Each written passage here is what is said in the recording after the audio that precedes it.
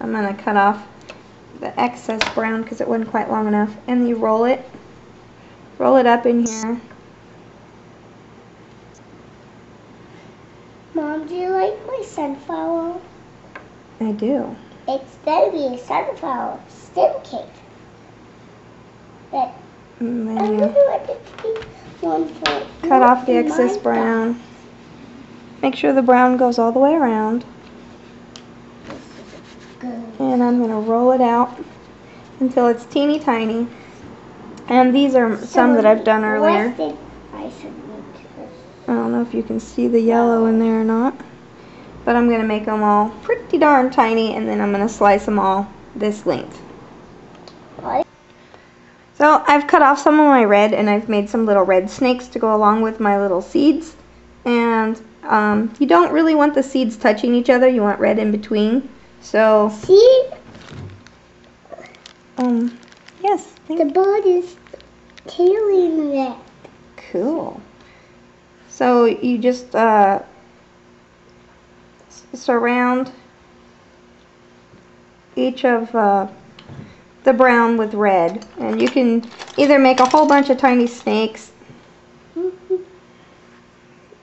you just kind of layer them. Put brown over here. Surround that one with red. Okay, hold on. Please. Alright, hold on. And I'm going to kind of squish that snake over it. Remember, you're trying to hide the brown. So, you know, you don't want the browns touching. You want to give them a little bit of space. As I'm going around here and I'm covering up the brown, I'm just taking excess little pieces of red clay and making it thicker in some sections. So it doesn't have to be uniform, and you actually don't want it too uniform because it is a tomato after all. After I put on the last layer of seeds around there, I covered it up with a thin rolling of red clay all the way around, and then I'm going to squish it with my fingers gently all around like this. We have some of this clay. Just to get them kind of mushed together and get air bubbles out, stuff like that. Here, you can have this clay.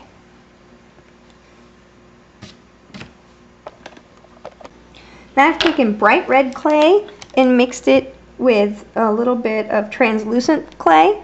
That just makes it look more real. And I've rolled it out on a number 4 on the pasta machine. And getting ready to do, this is the skin of the tomato. So I'm ready to roll the skin. Can we squish this?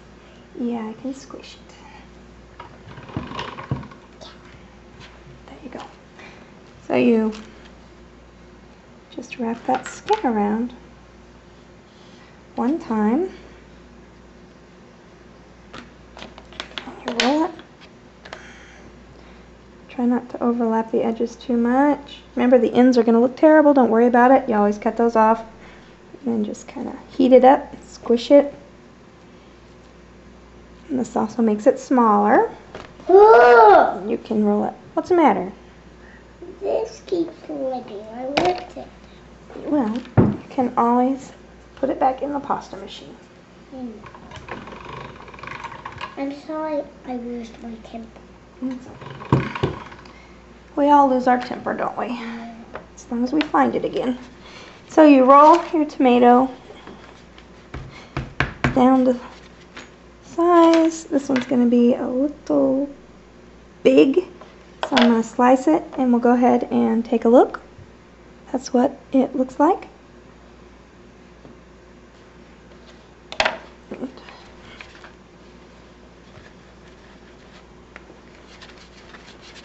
Just keep rolling to make it smaller and smaller and smaller until you get down to the size that you think a tomato would be for a dollhouse. And remember, you want to roll, when you have tomatoes, like a lot of them, you're going to want them in different sizes. You don't want them all uniform because then they look fake. So you might want to have one cane that's a little bit bigger and then a couple that are smaller. Oh, that is very pretty. Oh my. It's for Beauty and the Beast. Oh, nice rose.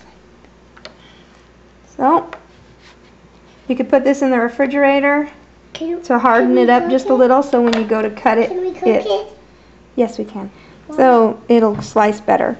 And I don't know if you can see the tomato cane. You can see the little seeds in there, and of course you can add more seeds or fewer or whatever you want. And there's your tomato slice. Take a little slice and put that on your hamburger.